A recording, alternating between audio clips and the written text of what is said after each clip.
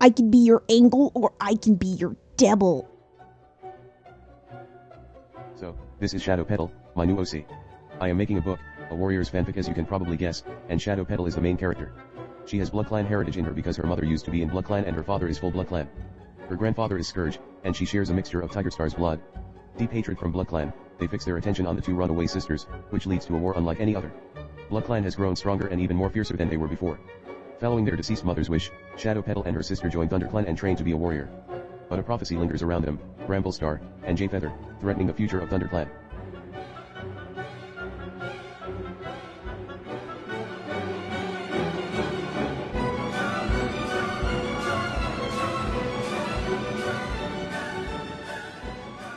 Hello, everyone! You read the title right. After years, it is time for another Let's Review. Following the infamous creation of a fan favorite character, I raise you one sad, tragic backstory, neon-colored eyes, unrealistic markings, and yet another tale as old as time engraving itself into my digital footprint. Which at this point is permanent, and I will be taking it to the grave with me. As we have seen time and time again with Amberstar, Bloodflame, Nightblaze, Nariko, I had quite the history as a young whippersnapper to make the edgiest OC known to man and put them through major life-changing events.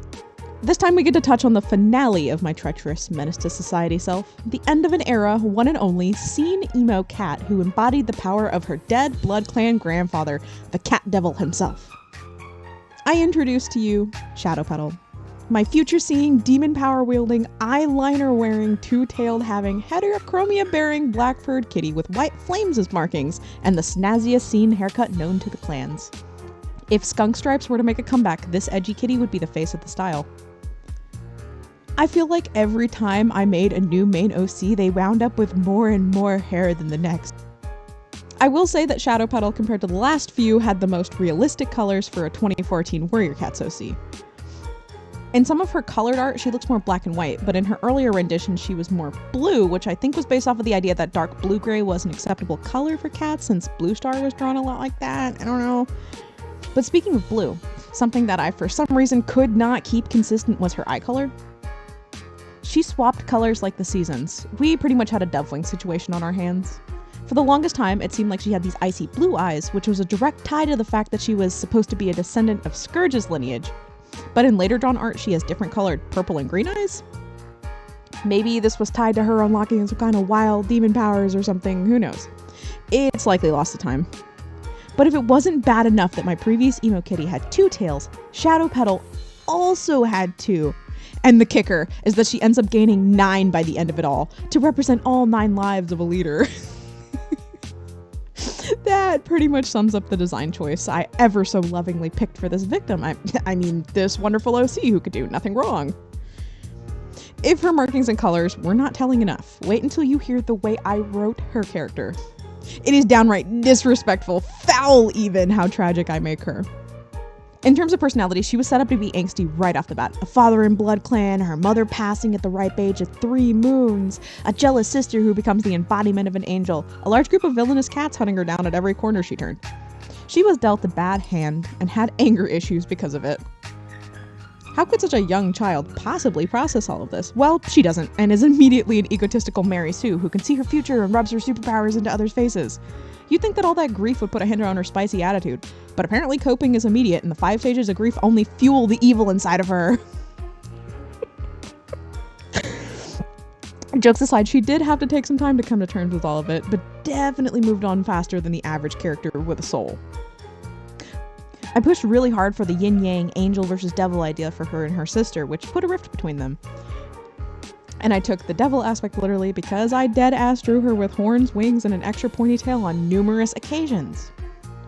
All of these messed up appearances and terribly written juxtapositions combined into the idea of a century. A 13-part fan fiction where Shadow and her sister are destined to join ThunderClan and defeat BloodClan once and for all. And with the mention of a story, here comes everyone's favorite part. Story retelling time! Sit down, buckle up, and get ready for a story of tragedy and loss and tears of estranged teenage cats on a mission guided by destiny, aka sad cats and dead parents. Warriors, A New Hope. The introduction reads, 2 sisters, Shadow and Shimmer, joined ThunderClan following their Following? Join ThunderClan following their deceased mother's wishes. The two continue training until they've become full warriors and receive their warrior names. Life seems good, but what they didn't know was that BloodClan has been planning revenge on the two sisters since the day of their birth. Follow Shadowpaw on a great adventure in a newly rising ThunderClan. And I love that I even put a little trademark copyright warning saying, "Note, I do not own warrior cats. Warrior cars."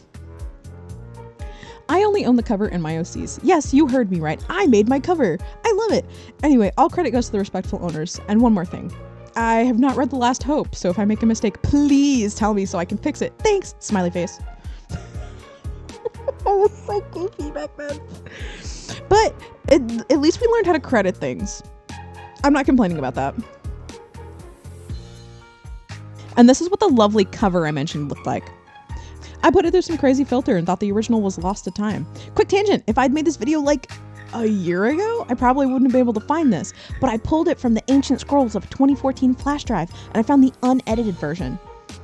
It looks like there's 3 BloodClan cats escorting Shadowpetal and her love interest, which we'll talk about later, somewhere against their will. Where is her sister? Who are these evil cats? I have not a single clue, and hopefully the story will give some leads. Anywho, narration time. As the two sisters were sleeping next to each other, a monster flew past them. The sun shone down onto the small cave that they were sleeping in. A sweet scent entered the den, and their mother walked in with prey. She dropped it and started coughing violently. "Mom, are you okay?" the small kids asked, their blue eyes filled with worry. Thunder rumbled in the distance. The she-cat shook her head and a drop of blood hit the ground. "It's my collar," she choked. "I hit it against the lid of a trash can." Another bout of coughing shook her, more blood pouring to the ground. The two sisters raced over to their mother and pulled on the collar. The fangs that studded it stabbed their paws. Another gush of blood came pouring out of her mouth, scarring and scaring the two young kids. Go get a human or something, please," one of them squeaked. The other ran away to get help. Their mother collapsed onto the grass and she twitched uncontrollably. "Shadow," her raspy breath breathed. She called her daughter over closer. "Stop wasting your energy on me. You'll need it. Let me tell you something very important." She coughed once again, splattering Shadow. Never let BloodClan do this to you. I want you to take Shimmer far away from BloodClan territory." "But you managed to escape BloodClan." The vicious flames of grief lapping at her heart. "Take your sister and follow the sun." Her voice faded and her breathing stopped. She stared at her dead mother for hours and hours. She went over to the trash can and slammed her head against it to wake up, but she didn't. Shimmer came back and Shadow screeched in pain. Shimmer screeched too. "Mother said to take you far away from this place." "But BloodClan's territory is right in front of us. They won't let us pass. They'll eat us like prey." Shadow growled a low, vicious growl and smiled painfully. "Or they'll use us as slaves to unalive others. Hunt prey or unalive each other for fun. Or to add to their population. I wish I knew what that meant. Goodbye, Mother," they whispered. It started raining. They ran for hours and hours until they stopped. They fell asleep under a rock, and that night Shadow had a nightmare where she saw a lake and heard words. "There will be two, one of dark shadows and glistening light. The dark will mix with the light, and peace will come."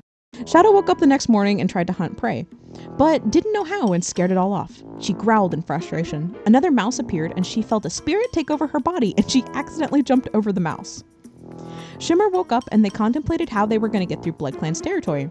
Shadow once again felt the spirit enter her mind and she had a vision of a tunnel leading to a barn. "Oh look, the tunnel. I saw this in my head and it appeared." "Okay." They followed it for another few hours in the dark and eventually found the barn and went in.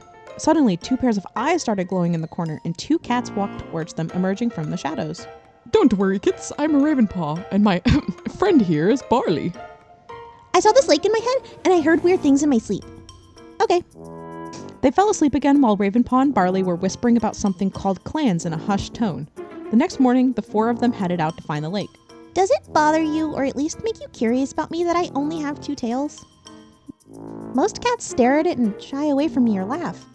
That's why I only have my sister as a friend." Shadow anxiously asked Ravenpaw and Barley. Beauty is on the inside, Ravenpaw said. Shadow wanted to cuddle him. I'll always be lonely, Shadow said. They kept running for hours and hours and stopped with the lake on the horizon. Here we are. You guys keep walking forward until you see a cat and tell them that Ravenpaw sent you. You aren't coming with? Nonsense, Ravenpaw. It's been a while, but you're always welcome here in ThunderClan. I don't belong anywhere. Brambleclaw, where's Firestar? It's Bramblestar now. Lionblaze is my deputy. I'm Shadow. I'm Shimmer. They all walked into camp and all of the cats were coughing a queen cough. The sound scared Shadow and she tears up thinking of her mother coughing. Bramblestar leapt up onto a giant rock and suddenly every cat in the clan was gathered around. We have good news. Our old friend Ravenpaw and Barley are joining the clan and they've brought 2 young kits who will be called Shadowpaw and Shimmerpaw. Ravenpaw, your new warrior name will be Ravenheart. The cats cheered and everyone went to sleep. Shadowpaw woke up scared and saw a vision of claws slashing and blood splattering. A scream was heard. 2 cats were attacking Bramblestar. ShadowClan was attacking, and it was Backstar! And with him was an unidentified red cat with a spiked collar just like her mother's. I saw this in my head and it appeared. I'm jealous of you and I hate you for having powers. She's the 4th cat of the prophecy! Bramblestar gasped. And she's BloodClan blood, the red cat hissed. And this is where I'll stop because it's just me rewriting the clan dynamics after this. You kind of get a pretty good idea of where this is going, and boy was it going all of nowhere. One day I'll do a blind read through of all of the chapters to this, but for now a brief rundown of the first few will do. I will admit that I was quite determined with this one. This is 13 whole chapters. Middle school me was cooking and Shadowpetal's story was the 4-course meal. And this was absolutely the first time I'd ever attempted to mix canon characters with my OCs, and it went just about as well as you'd expect. From them being all seriously out of character, to changing some backstories, to keeping favorites alive, it was a lot. Poor Firestar should have never had to deal with Shadowpetal and her antics, but here he is, suffering while doing so, even in the afterlife. This story ironically took place timeline-wise after The Last Hope, but was written long before I'd reached that book. I was fully convinced that I'd mature in my writings at this point, overcoming the complete and utter chokehold that black and red neon edgy characters had on me, only to make something a lot less neon, but not by any means any less edgy. She was so sharp, just like her mother's collar. I do give myself credit though. I had a fully thought out timeline for this and complex character dynamics for an OC that was made at the age of 14.